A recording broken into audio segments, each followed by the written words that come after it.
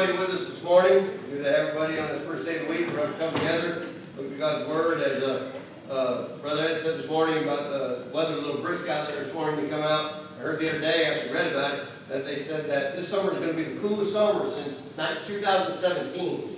And they said June's going to be really cool. So it may be like this all June. I don't know. That would be great. So if you look at the forecast out, it looks like maybe in the 80s at the most as we go through it. But that's exciting for a person that doesn't like the humidity here. All right, so it makes it humid, but it's good to have everybody with us this morning as we're continuing our study in our Sunday Bible class questions. As we know, we've answered questions, and then I went into giving some questions, and we'll finish that part up this morning. We'll jump into another area of a question asked, and as we look about that, look at the study that's found there. So as we're looking at this, we're talking about helping determining our growth and maturity. And it's questions basically to help us grow. We've been talking about these, we've been going through these for about 3 weeks now, and they're very important as we look to them and what we understand, knowing that our Christian life is to be one, of course, of growth and progress. Not just activity. It's very important to understand that, but genuine, growth, genuine maturity as we find ourselves more and more as a Christian. And this class we stated each week that it's built around some questions that I believe will help us determine. It'll help us determine if we are growing, and it will challenge us actually to grow also, to improve our spiritual walk and just live in the way that God would have us. And it's so important that we are able to do that as Christians today. So far through this, we've discussed, first we talked about that are we more thirsty for God than ever before? Question that we thought about and think about there with that. The second one is, are we more and more loving than maybe we were before we were a Christian, or even as we're growing now as a Christian? Third, we talked about, are we more sensitive to and aware of God than ever before? Fourth, we discussed, are we willing to be governed by the Word of God? And it's real important to look at that, understanding who we are governed by. That yes, we have a country, we have laws, and we look at that, but no man-made law can supersede God's law. And that's what we look at as we live as Christians today. Even in some areas of the world through our history, the first century, other areas of the world through other centuries, we know even there were those that had to go against the law of their land because they were going against God. And we see that. But Jesus tells us, as he talked about while he was here on earth, he said, look, if you can continue to worship God in the way that I've asked you to, and do the things you can, and still follow the laws of your land, do that. And that's what we see there. Fifth, the next one we talked about is that we are becoming more and more concerned with the needs of others. We discussed the importance of that, what others may need. Not just wants, very important. We're supposed to be very, good at, with our ways that God has given us, our blessings, our money, and so on. And we need to realize that there are those that need things, and that's really what it's talking about here. And then the last one we spoke of is last week is 6 is that we are concerned with the church and her work. And it's very important to understand that it's one thing to be the church and everything, but also the work that is involved in there. Dad, go ahead. I have sound already. That's what you're asking. Okay, yeah, check right below. So as we looked at that, we had the sound off for a minute during the song. So as we looked at this, we realized the importance of what is there, that we are, with the church and working with the church and doing the work for her and just getting everything that we can, that is right, not only for the church, for God, but helps us as a people, as a family of God, and what we see. And we left off last week with this one then.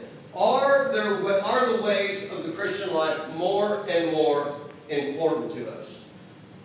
We have to realize that as we mature and as we grow, if we don't see our Christian life, we don't see Jesus, God, the church, and becoming more important, we need to reevaluate our lives. We need to reevaluate ourselves and make sure that it is. And we looked at those things because we talked about how he tells us here in 2 Peter chapter 1, verses 5 through 11, and he discusses these things. We read this last week, and I ended talking about it. We're going to go ahead and read it again, and then come back and discuss it for just a moment and then move on. So someone go ahead and read that for us, please. 2 Peter chapter 1, verses 5 through 11. I believe I have 3 slides, so you're prepared to read 3 slides. So someone read that for us, please.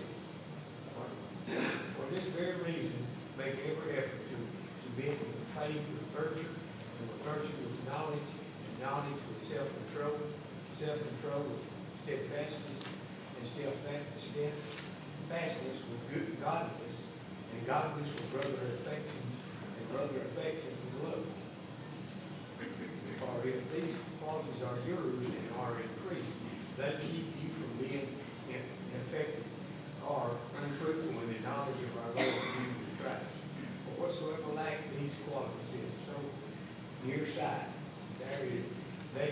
that he is blind, having forgotten that he was cleansed from his former sins. Good. Very well. Therefore, brethren, be all the more diligent to confirm your calling and election, for if you practice these qualities, you will never fall. For this is the ways there will be richly provided for you and interest to the eternal kingdom of the Lord and Savior Jesus Christ. Thank you. So as we look through these, we saw how these were building upon one another.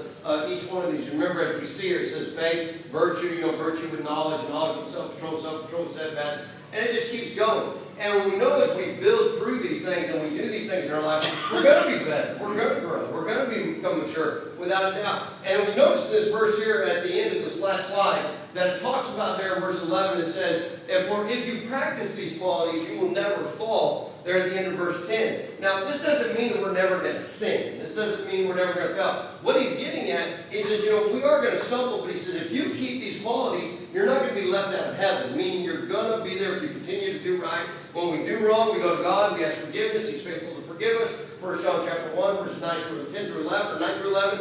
And we see the importance that goes with that. So as we look to this, we need to realize how important this is. But at the same time, this is what we mentioned last year. Last year. And it's not last year. Last week, I guess when the students are graduating, everybody's done with this year, moving on. They're looking at it that way. But all the kids. But we know and understand that just because we put something good into our hearts and in our lives and our souls, doesn't mean we can't, we just go through life keeping all the bad things there too. We have to remove them.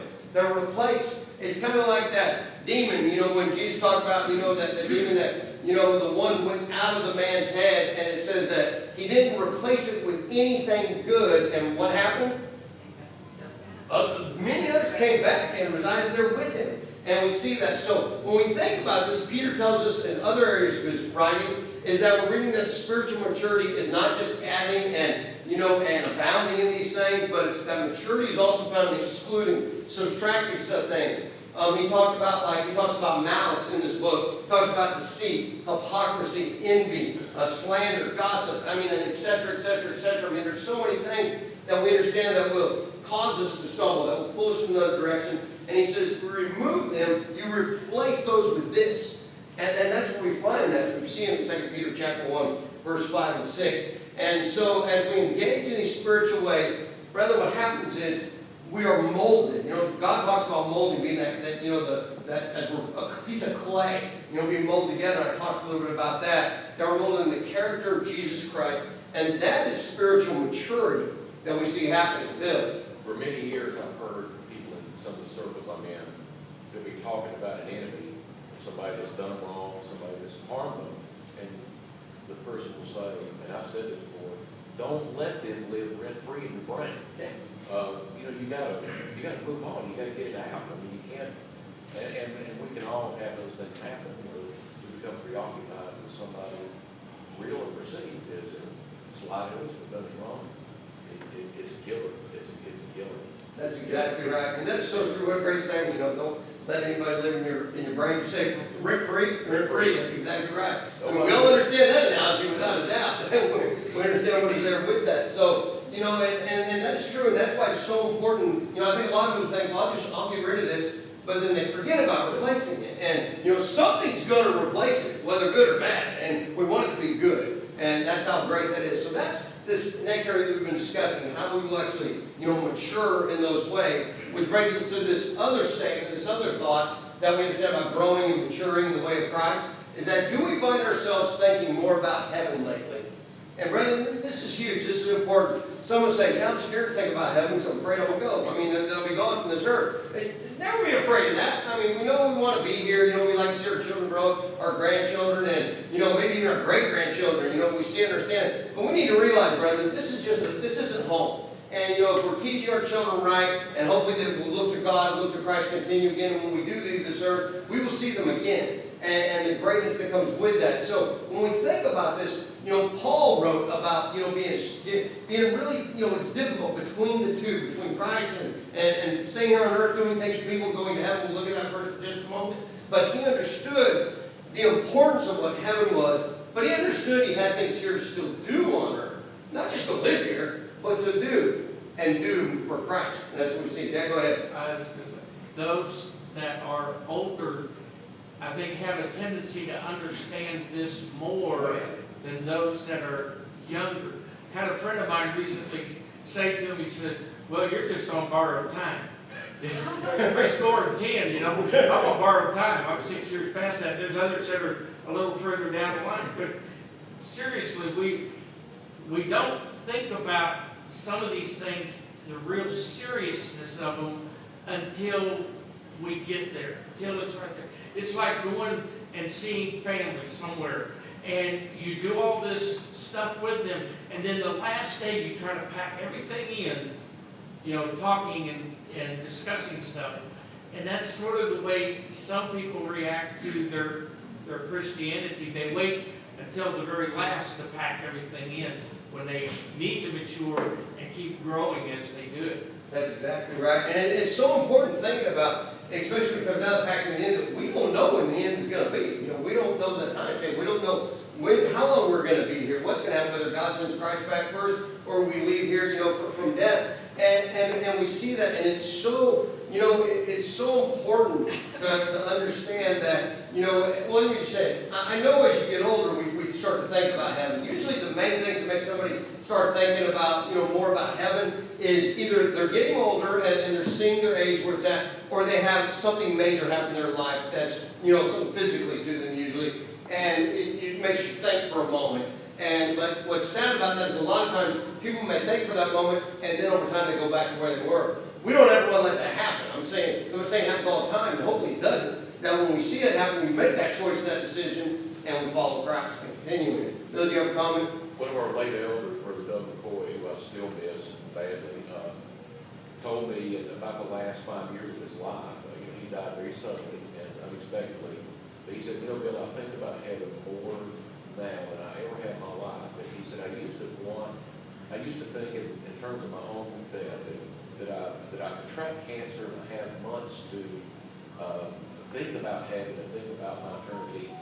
And he said, but now, and really he died suddenly, but he reached a point that whenever it happens, wherever I am, and whatever event, I'm thinking about heaven a lot now. And it was almost prophetic, the way he discussed it, said it did from the pulpit, and I had a conversation privately with him, and then sure enough, he died very suddenly. Wow, yeah. But there was a great series of conversations about his continual thoughts of heaven, contemplation of it, and looking forward to it. Exactly. And even when you say, it's true that, younger, usually what hits somebody when they're younger, maybe something physically or something happened to somebody, is then they'll get baptized maybe. They see where their life's at, like, I got to get right with Christ. And then as we get a little older, I remember myself in my teens and 20s thinking like, nothing's going to hurt me. I don't do it. I was, when I was with the fire department, I always volunteered for the craziest, most dangerous job they had. And I enjoyed it. It was that high, I guess you'd say, in a sense. And, you get a little older and you look back and you go, that was really dumb. And you think about it. But as we go through life, as we get older, as we stated, we start to really think about heaven. But here's the point about it, and this is what Paul's going to get at here in Philippians, is that we need to always be prepared for it. Meaning, we're not concerned, as what I mean by that is, we're not worried if we do die. If we do die, we know without a doubt where we're going. And that's what we want to be prepared for. Paul, in this statement of Philippians chapter, we see here, 1 verse 23, he was dealing with something a little different. And he says here in these verses, someone go and read this for us, please. I don't know if that's readable. Yeah, it is. All right. I am hard pressed between the two. My desire is to depart and to be with Christ, for that is far better. So notice what he shows here. And remember, during the first century, how tough was it to live as a Christian in the first century? really hard. It was very hard. It was very difficult. They're being persecuted constantly. It got to the point where the Romans were chasing them down, trying to find them, and people were hiding. And and Paul understood this. And why we, when he says I'm hard pressed between the two, his desire, meaning this should be the same for us. Our desire is to be in heaven one day, without a doubt. Our desire is to be with Christ. And he knew his desire was to depart and be with Christ, for he understood that that was the best place to be. Everything would be great, everything would be perfect, and he knew when he left this earth he would be. But then at the same time, we know Paul tells us later that even though that was the case, he knew he had a lot to do here on earth, and he knew God was expecting him to do those things, and he continued to do it. Paul, an apostle, just like the other apostles, they too didn't know when their time would be. We know that they were told many times, even Jesus prophesied to some, that you're going to die like this, and you're going to die for me. And we see that happening, and that should be, some would say, well, that's very scary. It should be some kind of encouragement, because what you're doing is you're saying, wait a minute, Jesus just prophesied that I'm going to continue to stand for the truth throughout my whole life until I die, or until I'm killed, as we see there. So this is that thinking of this stuff. The more Paul became like Christ, and that's what this is all about, the more he wanted to depart and be with Christ. One of the signs of spiritual maturity is, yes, an ever-increasing desire to be with our Lord and Savior, to be with Him. And that is definitely a spiritual maturity that grows in us and that we see and that is there. So anybody else before we move on to the next one? Any comments or questions? Before I look at this last one. All right, so here's our last question. Let's ask our last question. Noting the speed and direction of our maturity. And as we look at this, first and foremost we find here is that spiritual growth occurs intentionally, not accidentally. And we need to realize that, because a lot of people say, I don't know how I got to this part of my life. I don't know how I'm living. That's not true. Things just don't happen accidentally. We see in this world, really, even in a lot of things of our life, someone say, I don't know how that happened. If you look back, you can usually pinpoint how that happened, where you came to that point in your life. So spiritual maturity, what we learn, it's a discipline. We learn to discipline ourselves. It's just like was being a student, as we know, all the kids going through school, what they just went through this last year, and understanding us maybe in a job or military, whatever it is, you have to discipline yourself to get through those things.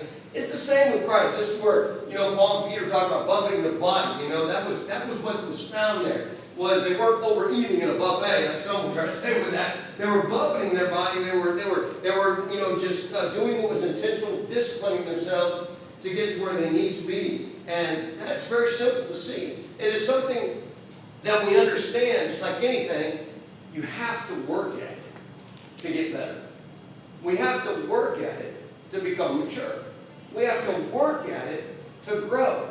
It just doesn't happen by accident. Rather, we don't just drift closer to Jesus. In fact, drifting, somebody think of drifting, I'm drifting closer and closer to Christ. Whenever you heard the word drifting, any time it's used, it's talking about moving away from something.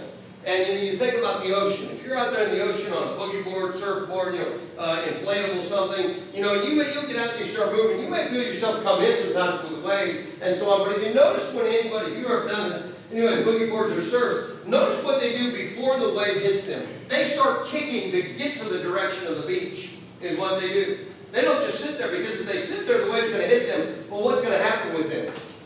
They're going to be sucked back out. And that's what happens with drifting. You move farther and farther and farther away from where you want to be, where you need to be, where the safety's at. And that's what we see with Jesus, is that we need to realize that we don't drift closer. We have to actually paddle. We have to actually, kick. We have to move in that direction all that we can that we see there. Secondly, what goes along with this, as we understand the speed and direction of our maturity, is that activity alone does not determine growth. We talked about this in the introduction. It was about the man, walking on that big glacier, thinking he was walking towards the North Pole, and he was always walking north, but he was moving farther and farther and farther backwards, and it's because he ended up stepping on that huge glacier that he didn't realize was a glacier. So as we think about this, sometimes despite our activity, we can be moving from Christ-likeness. Despite our activity, we can be doing that. We may feel we're really active and so on, but if we're not really growing, if we're not really, we understand, basically doing as God would say, are we really moving forward? And And it's so important to realize this. Yeah, go ahead. Another analogy is sitting in a rocking chair. You got a lot of motion, but you're not getting anywhere. That's exactly right. I mean, yeah, you're sitting there, blah, blah, blah, blah. And I remember, well, I'll just say, it doesn't change that, of course, but I think about like a horse, rocking horse. And I remember Trenda, our oldest, when my grandfather had made them a horse, made a rocking horse, and she'd sit there and rock, and you could see her eyes just like, I ain't going nowhere. And then she finally figured out, if I rock hard enough and I move left enough, I can go across the room. And she did. She's like, rocking the horse all the way across the room. But what's understanding, though, when you look at that, as we think about that rocking, the rocking, you feel like you're doing something, but you're not. You're just sitting there in place. So what times we have to do it? To get up and walk. And we see that, and that's how it is with our lives here. Despite our activity, we can't be moving away. Direction, here it is. Direction is more important than activity. And when we look at that, we go, oh, wait a minute. So you're saying not being active in the church? That's not what I'm saying at all. If our direction is towards Christ, and that's where we're wanting to get to, guess what? Activity is going to come automatically. It's going to be there.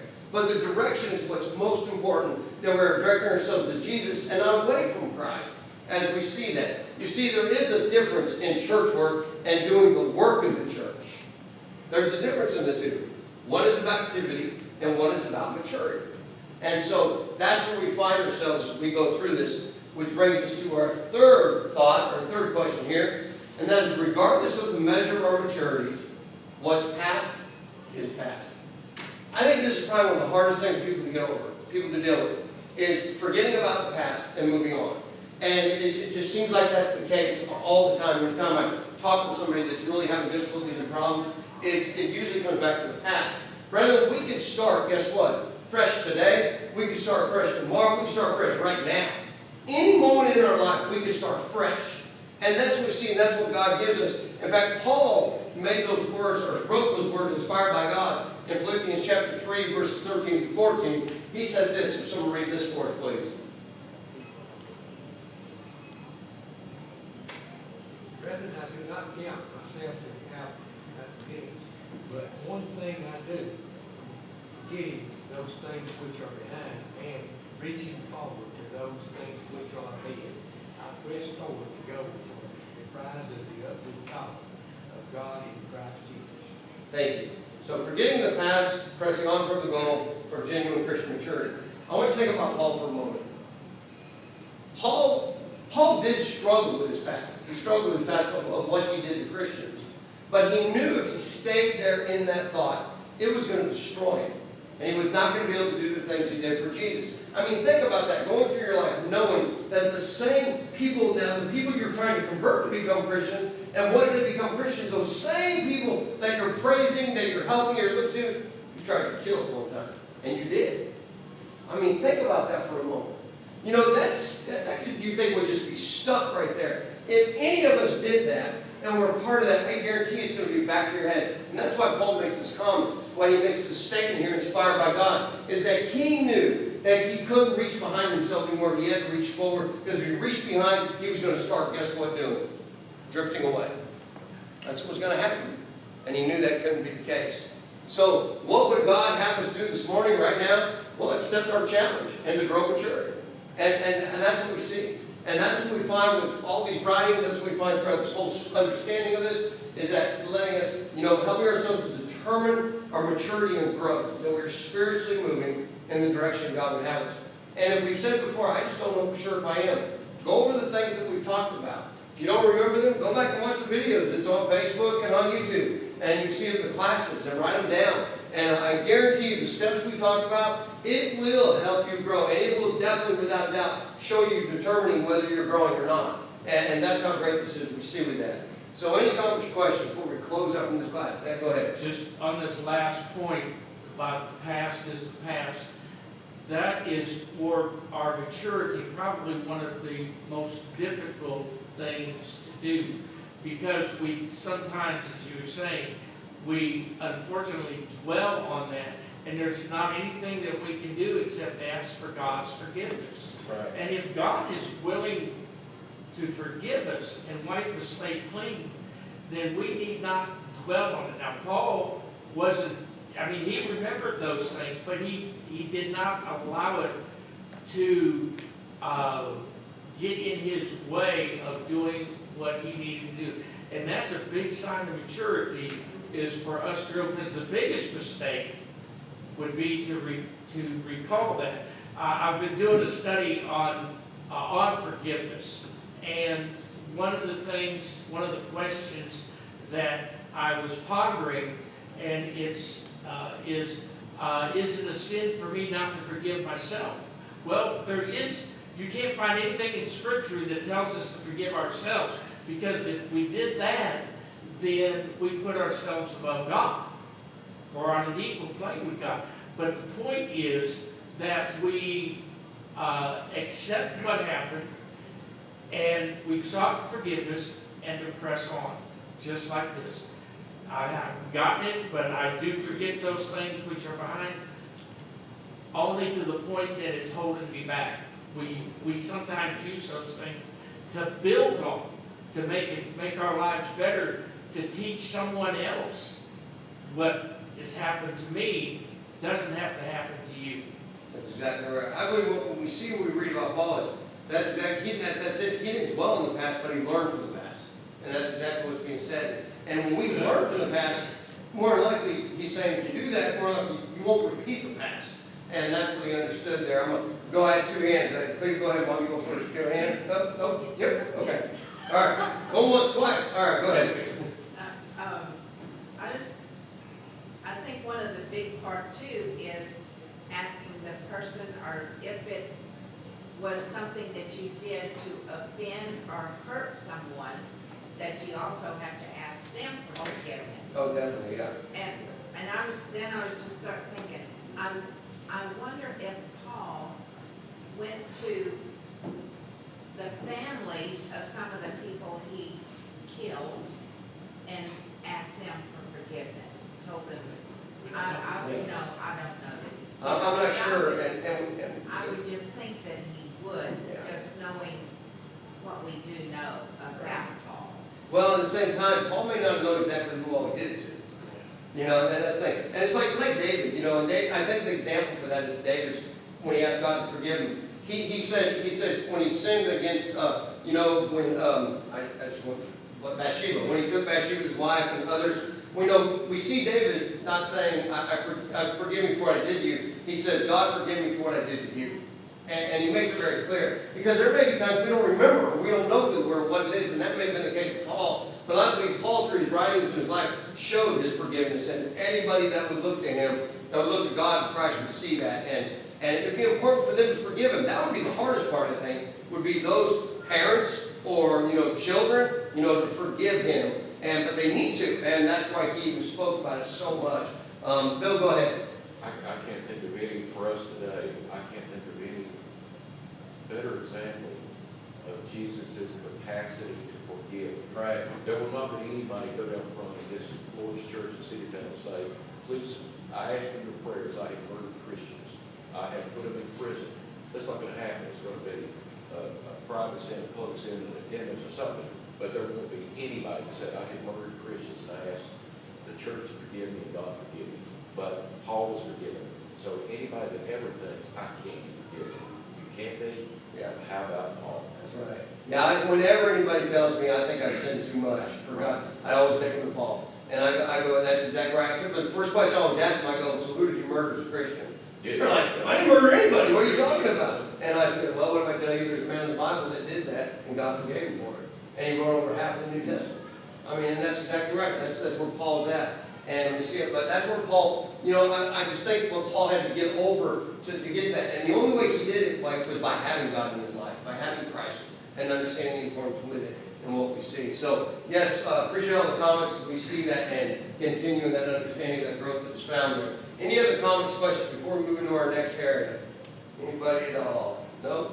All right, so let's move into another question after we went through all that and talked about it. And it's a question that's been asked to me several times as a preacher. And it's sure you've talked about this before in other classes times.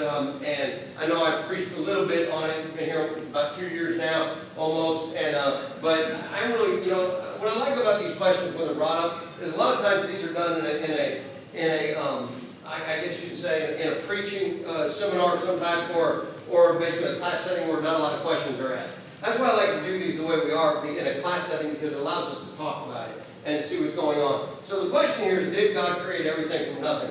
And we need to think about this one, because, you know, that they tell us, those who believe in evolution tell us, no, he didn't. There's no way. It's not possible. And even though anybody that's an evolutionist that believes in evolution, there is no proof to evolution at all. It's all a theory. Every single bit of it. There's what's called microevolution. We'll talk about that when we get through this, as we're going through this. But there is nothing at all where we can prove without a doubt.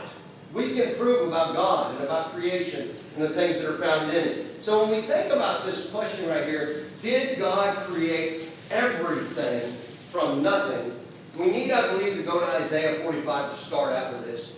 Isaiah 45 helps us in this understanding where Isaiah wrote about God, what God's going to talk about here, His creation, and what He did, and what is found in it. So someone go and read this for us. Isaiah 45, 9 through 13. I think I'll have 2 or 3 slides in this one also.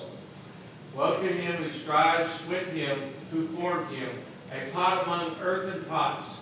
Does the clay say to him who forms it, what are you making? Or your work has no handles. Woe to him who says to a father, what are you begetting? Or to a woman, with what are you in labor? Thus says the Lord, the Holy One of Israel, and the one who formed him. Ask me of things to come. Will you command me concerning my children and the work of my hands? I made the earth and created man on it. It was my hands that stretched out the heavens, and I commanded all their hosts. I have stirred him in righteousness, and I will make all his ways level. He shall build my city and set my exiles free, not for price or reward, says the Lord of hosts. Thank you. Yeah, I did, occasionally that happens. My head's right in the way, so just chop it off there. There we go. All right, I'll talk like this. But notice here what he says. I mean, God made it very clear. You know, he goes, who can question me of anything? Who do you think created it all? Who do you think stretched everything out?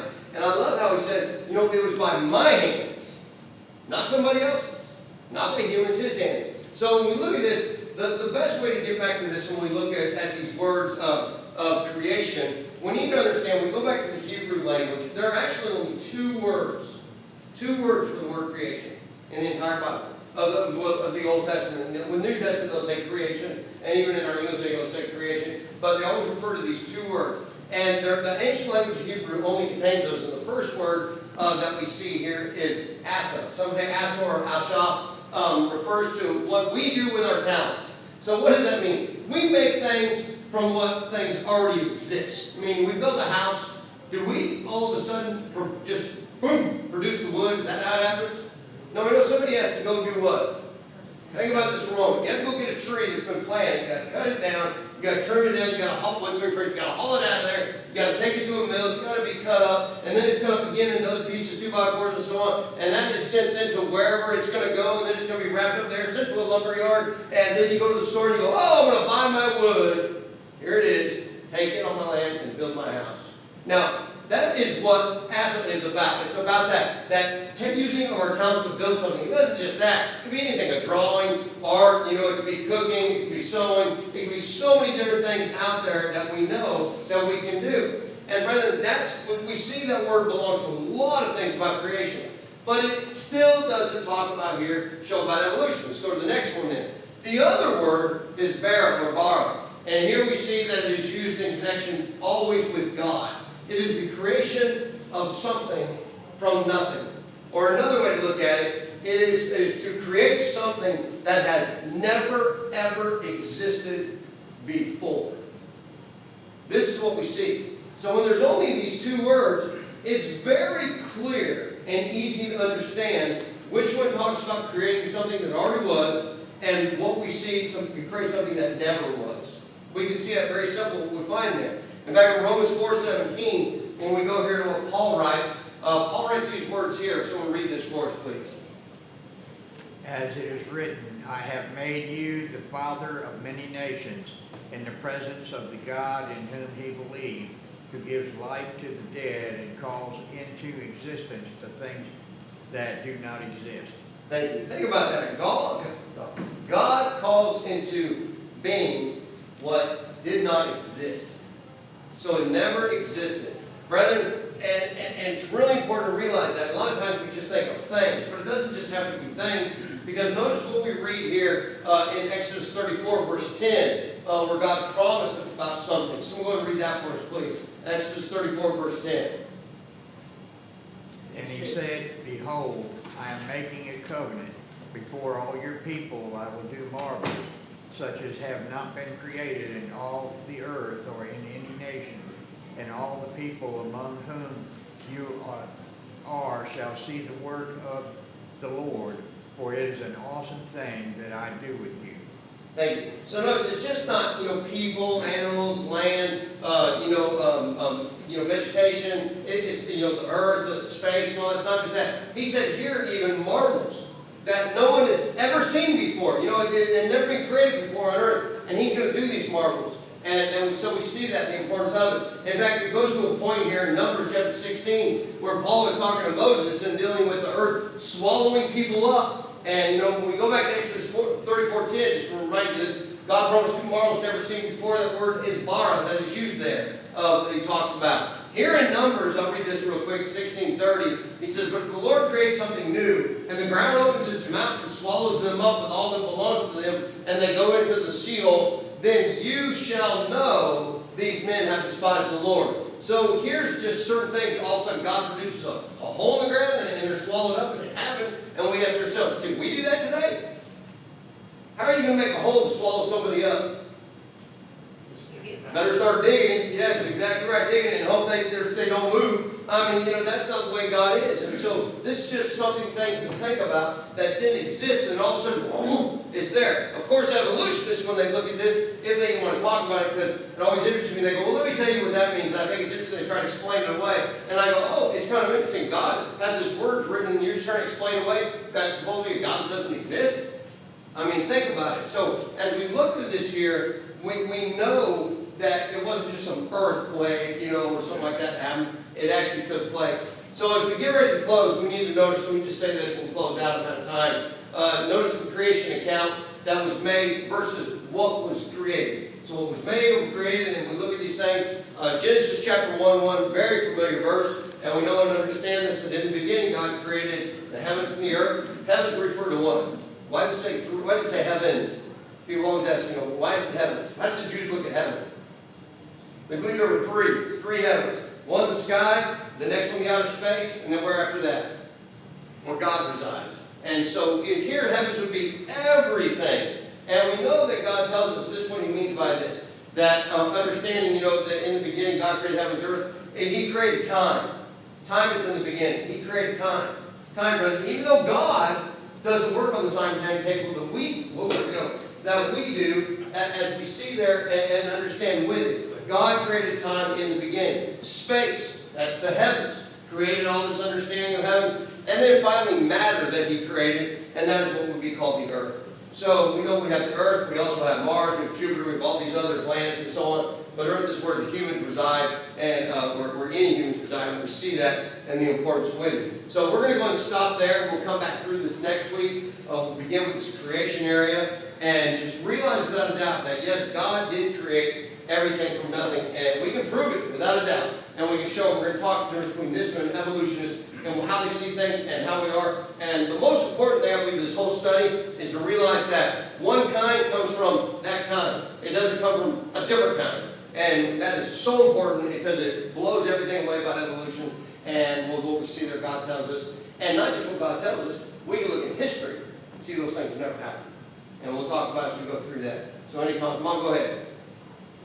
I did not understand what you said. There's only one time or one kind? One kind. Kind. Yeah. So it's basically one kind being created from another kind? No way. One kind comes from the same kind. And we'll talk about that next week as we get into that. So any other comments or questions before we close? All right. Appreciate everybody's time. Thanks.